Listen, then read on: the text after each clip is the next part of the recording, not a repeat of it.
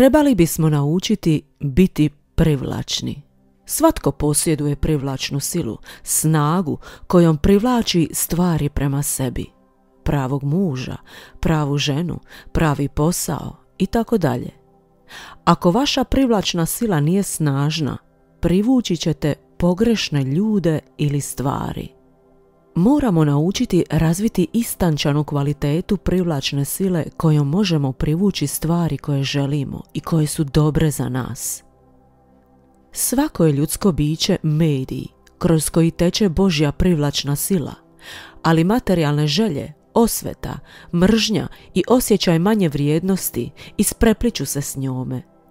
Ne spriječavajte tu silu.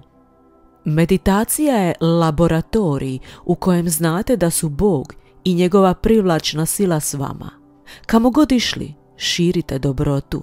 Dopustite da se vaše srce ispuni Bogom, da se vaše oči ispune Bogom. U nama postoji privlačna sila kojom privlačimo one koji imaju živi odnos s njom.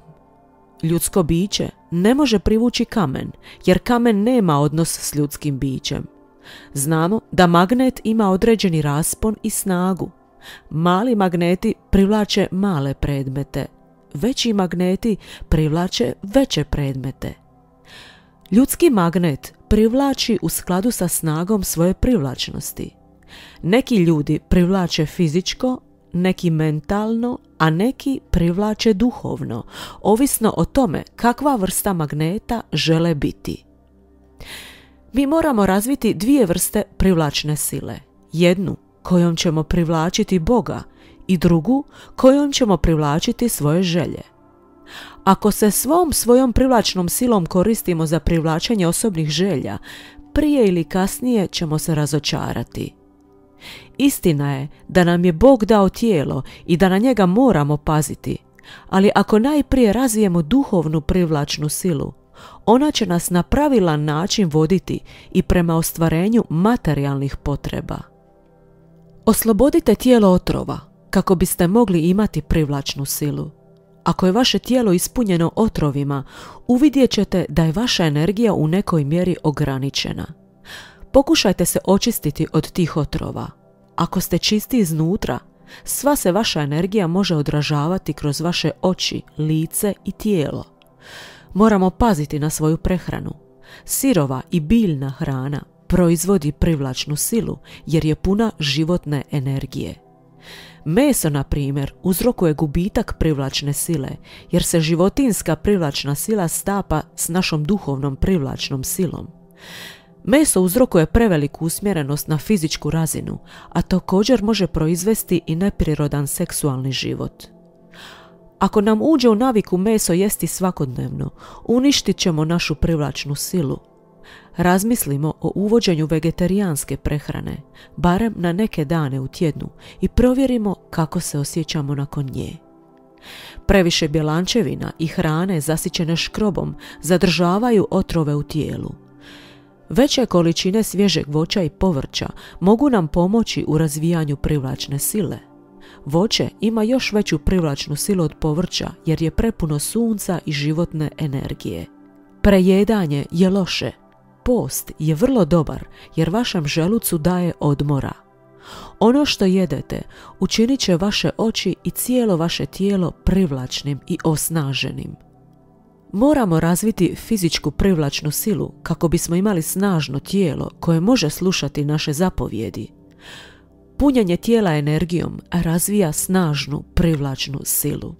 Kako bismo stekli mentalnu privlačnu silu, moramo sve činiti uz duboku koncentraciju. Ljudi koji su ostvarili vrhunac u bilo kojem zanimanju ili bilo kojoj vrsti posla imaju snažnu privlačnu silu.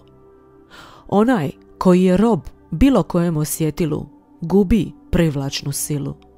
Tko ima kontrolu nad osjećajima, nad umom, razvija privlačnu silu. Razvoj i održavanje staloženog uma bez velikih uzbuđenja i turbulencija put je prema životu snažne privlačne sile. Emocionalna se uzbuđenja moraju pretvoriti u snagu i voditi mudrošću. To donosi snažnu privlačnu silu. Svako gledanje, slušanje ili podizanje dlanova odašilje magnetsku struju. Ako ste odsutni, nemate privlačnu silu. Sa svakom odaslanom misli odašiljete i energiju. Razmišljate li o nečem drugom pri obavljanju bilo kojeg posla, energija vam je podijeljena. Kada svu svoju pažnju usmjerite na ono što radite, razvijate privlačnu silu. Biti čvrst, privlačno je. Biti pravedan, privlačno je. Biti dobar, privlačno je. Moramo paziti s kim se družimo, jer stalno razmjenjujemo privlačnu silu s drugim ljudima, i to mislima, rukovanjem i gledanjem u oči. Čim se s nekim rukujemo, stvara se magnet. Snažnija osoba predaje svoju vibraciju manje snažnoj osobi. Mi postajemo poput ljudi s kojima se družimo. Ne govorom, nego tihim magnetskim vibracijama koje naša tijela odašilju. Kada uđemo u polje njihove privlačne sile, postajemo poput njih. Ako čovjek želi postati umjetnik, mora se družiti s umjetnicima. Ako želi postati dobar poduzetnik, mora se družiti s uspješnim poduzetnicima. Ako želi postati duhovno osviješten, mora se družiti sa štovateljima Božjim. Netko može razviti kozmičku privlačnu silu razmišljajući o Bogu i svecima. Netko može privući određenu osobnost duboko se koncentrirajući na tu osobu. Radi toga treba misliti o velikim ljudima. Ako svoje misli usmjerimo na loše ljude, privlačit ćemo njihove kvalitete ukoliko nismo snažniji od njih. Ako je naše čitavo srce s nekim, privlačimo sve nedostatke i sve dobre osobine te osobe. Magnet ima pozitivan i negativan pol, kojima privlači komadiće željeza ili čelika unutar određenog polja. Kad magnet protrljamo o komad nemagnetiziranog željeza ili čelika, oni se također magnetiziraju. Ljudi također mogu postati magnetizirani bliskim druženjem s magnetičnim osobama kojima daju svoju duboku pažnju, punu poštovanja i ljubavi. Najprije bi trebali odlučiti koju vrstu privlačne sile želimo i zatim pronaći ljude koji ju posjeduju. Primjerice, ako doživljavate neuspjeh i želite uspjeh, družite se i rukujte koliko god možete s onima koji su ostvarili uspjeh u svom poslu, umjetnosti ili zanimanju. Rukovanjem se stvaraju dva magneta, gornji, duhovni magnet s dvije glave i donji, fizički magnet s dva para stopala kao polovima.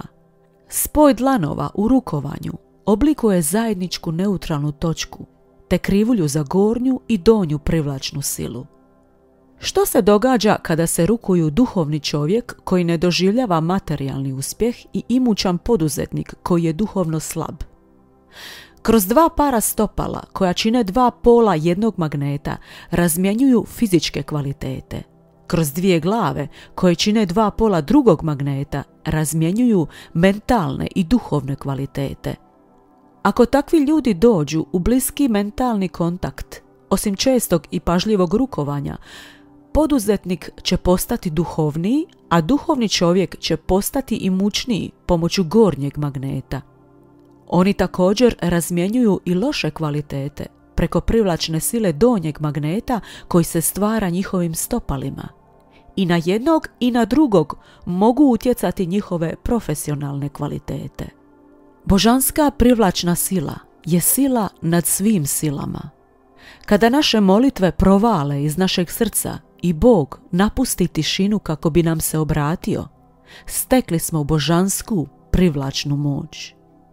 Svojim se vremenom trebamo koristiti kako bismo razvili duhovnu privlačnu silu i privukli neuništivog. Razvijmo moć kojom ćemo privući najvišeg, pa ćemo onda lako privući i sve manje stvari.